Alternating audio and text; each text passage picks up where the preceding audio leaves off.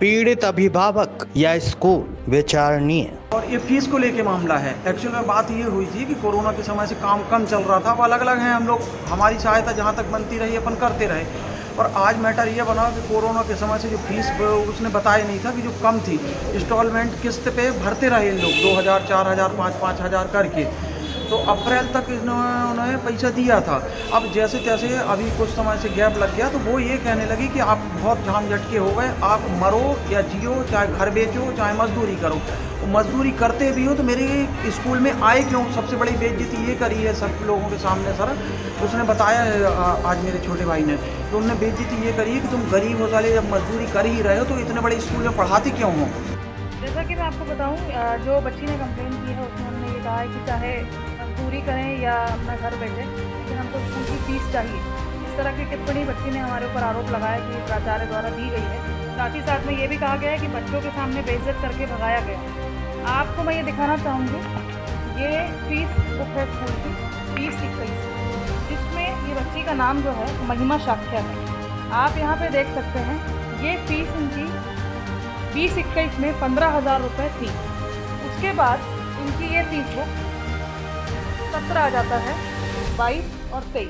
22-23 में आप यहाँ देख सकते हैं इनकी जो फ़ीस है महिमा शाक्या की, वो यहाँ पे बाकायदा 15,000 रुपये बैलेंस थी, जिसमें इन्होंने सिर्फ 2,000 रुपये जमा किया। ये मैं आपको 22-23 सत्र की बात बता रही हूँ। इनकी फ़ीस उसके बाद पेंडिंग जा रही है। यहाँ पर ये सत्र आ गया हमारा 22-23 से ख़त्म होके 23-24। ये दूसरी फ़ीस बुक है स्कूल की, जिसमें आप ये देख सकते हैं इनकी ये फ़ीस बाकायदा 13,500 बैलेंस चल रही है 22-23 की, जिसमें से इन्होंने कुल राशि 1,000 रुपये, 1,500 रुपये और 2,000 रुपये जमा की है। साल में इनका 25,000 रुपये बैलेंस चल रहा है पिछले 3 साल का। यहाँ पे सत्र ख़त्म हुआ है और ये हमारा सत्र आ गया है 24-25 का, जिनमें इन्होंने कुल राशि जो है स्कूल में सिर्फ 3,000 रुपये जमा की है। 25 में से 3,000 रुपये इनने 24 और 25 के सत्र में जमा किया और इनका 23,000 रुपये बैलेंस चल रहा है। इसी फीस को सिलसिले में पेरेंट्स से हमारी बात हुई थी, तो उन्होंने हमको 20 जून की तारीख दी थी। ये इस सत्र की फ़ीस इनकी जुड़ के टोटल इनकी कुल राशि बनती है 26,000 रुपये, जिसमें इन्होंने हमें तारीख दी थी कि हम 20 जून को आपकी फ़ीस को जमा करेंगे। मई में कई बार हमारी अभिभावक से बात हुई, दी गई तारीख के अनुसार हमने पेरेंट्स को कॉल किया। ये कॉल लिस्ट है जून महीने की, 27 जून, 25 जून, 23 जून, 21 जून और 12 जून। ना ही वो मई और जून के महीने में स्कूल में आके मिले हैं। तो ये जो आरोप पेरेंट ने लगाया है कि फ़ीस के लिए हमने उनको प्रताड़ित किया है, ये बहुत ही गलत बात है। 3 जुलाई को वो बच्ची हमारे स्कूल में आई अपने माता पिता के साथ। उन्होंने फ़ीस के लिए आके बोला, तो हमने उनको यही बताया, आपकी 26,000 रुपये फ़ीस ड्यू चल रही है, पिछले 5 साल से आपका बैलेंस कैरी फॉरवर्ड हो रहा है, कृपया आप इसको जमा करिए। तो उन्होंने हमारे ऊपर सरासर ये गलत आरोप को लगाया है।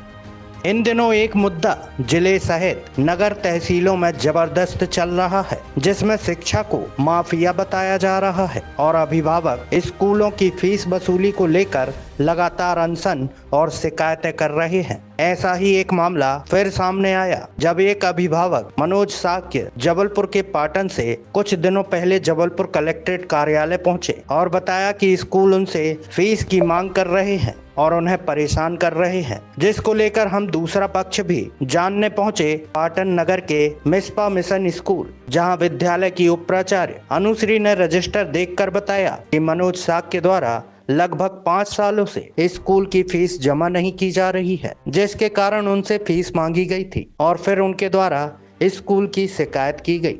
उप प्राचार्य का कहना था कि यदि अभिभावक स्कूल की फीस ही नहीं देंगे तो फिर उनका और स्कूल में पढ़ा रहे सभी शिक्षकों की वेतन हम कहां से देंगे, आखिर घर परिवार तो सभी को चलाना है। वहीं उनके द्वारा बताया गया कि ऐसे कई अभिभावक हैं जिन्होंने कई सालों की फीस ही जमा नहीं की और यदि फीस मांगी जाती है तो उनके द्वारा शिकायत करने की धमकी दी जाती है। चलिए सुनते हैं मीडिया से बात करते हुए उप प्राचार्य द्वारा क्या कुछ बताया गया। रिमाइंडर के तौर पे स्कूल से हमेशा कॉल जाता है।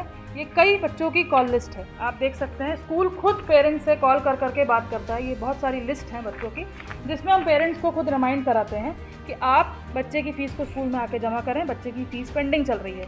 सेम महिमा साक्या के पेरेंट्स से भी हमारी कई बार कॉल लगाया हमने, लेकिन उन्हें किसी भी कॉल को आंसर नहीं किया। ना ही वो मई और जून के महीने में स्कूल में आके मिले हैं। तो ये जो आरोप पेरेंट ने लगाया है कि फ़ीस के लिए हमने उनको प्रताड़ित किया है, ये बहुत ही गलत बात है। 3 जुलाई को वो बच्ची हमारे स्कूल में आई अपने माता पिता के साथ। उन्होंने फ़ीस के लिए आके बोला तो हमने उनको यही बताया, आपकी 26,000 रुपये फ़ीस ड्यू चल रही है, पिछले 5 साल से आपका बैलेंस कैरी फॉरवर्ड हो रहा है, कृपया आप इसको जमा करिए। तो उन्होंने हमारे ऊपर सरासर ये गलत आरोप को लगाया। जी, आरटी के लेकर भी उन्होंने कहा, इनकी एक छोटी बहन है तरनी शाक्या, उनका ये कहना है, उन्होंने ये आरोप हमारे ऊपर लगाया है कि हमने आरटी में पढ़ने वाली बच्ची से भी फ़ीस की मांग की है। ये आरटी की लिस्ट है, इसमें तरनी शाक्या का भी नाम दर्ज है और ये लिस्ट आप ओपन देख सकते हैं, नेट पे आपको मिल जाएगी साइट पे। हम स्कूल के जरिए आपको स्कूल का ईमेल पासवर्ड भी दे देंगे। आप एक एक पेरेंट को कॉल लगा के खुद पता करिए कि क्या स्कूल ने किसी भी आरटी के पढ़ने वाले छात्र से किसी भी प्रकार की फ़ीस की अगर कोई मांग की है क्या, आप ये खुद पता कर सकते हैं। हमने कभी किसी बच्चे से आरटी में पढ़ने वाले, जो हमारे सरकार के ज़रिए नियम दिया गया है, कभी किसी बच्चे से फ़ीस की मांग नहीं की। साथ साथ में इनकी जो बच्ची पढ़ रही है महिमा, उसको जितनी हम सुविधा दे सकते थे कि उनके पेरेंट्स ने हर साल में 1,000, 2,000, 3,000 रुपये जमा किया और उनका बैलेंस आगे जाता जा रहा था, उनको भी हमने बहुत सुविधा दी। उनकी कंडीशंस को सुनते हुए हमने हमेशा, उनने जब भी आके जो भी हमको कारण बताया, जितना भी समय मांगा, हमने उनको उतना भरपूर समय दिया। पिछले 5 साल से ये प्रतिक्रिया चल रही है, जैसा कि मैं आपको दिखा चुकी हूँ रिकॉर्ड के अनुसार। मैं मिसपा मिशन स्कूल में उप प्राचार्य के पद पे हूँ। मेरा नाम अनुश्री खंडारे है। यहाँ एक बात सोचने लायक है कि शहर हो या तहसील, हर जगह हर तरह के स्कूल मौजूद हैं, जिनमें कुछ कम फीस वाले हैं तो कुछ ज़्यादा फीस वाले। कम फीस वालों में स्विमिंग पूल, एसी क्लासरूम, आलीशान बिल्डिंग, विदेशी शिक्षक, लग्जरी स्कूल बस, 4-5 प्रकार की ड्रेसें आदि नहीं होते। इसके विपरीत महंगे स्कूलों में एसी क्लासरूम, स्विमिंग पूल, आलीशान बिल्डिंग, विदेशी शिक्षक, लग्जरी स्कूल बस, 4-5 प्रकार की ड्रेसें और भी कई आइटम्स इन स्कूलों के मेन्यू कार्ड में मौजूद होती हैं, जो काफी महंगे स्कूल होते हैं। अब इन स्कूलों का चयन करना अभिभावकों के हाथ में होता है कि उनके बच्चे किस स्कूल में पढ़े, लेकिन देखा देखी के चक्कर में अभिभावक अपनी इनकम नहीं देखते और क्षेत्र में मौजूद 5 स्टार स्कूलों में अपने बच्चों को पढ़ने के लिए भेज देते हैं, जिसके कारण ऐसी समस्याएं होती हैं। हम तो कहते हैं, यदि स्कूल माफिया है तो ऐसे स्कूलों में अपने बच्चों को भेजकर क्यों उनका भविष्य खराब करना, उन्हें किसी अच्छे स्कूल में पढ़ाएं। फिर ताला अभिभावक नहीं, माफिया स्वयं ही अपने स्कूलों में लगा देंगे। इस पर गौर करना चाहिए।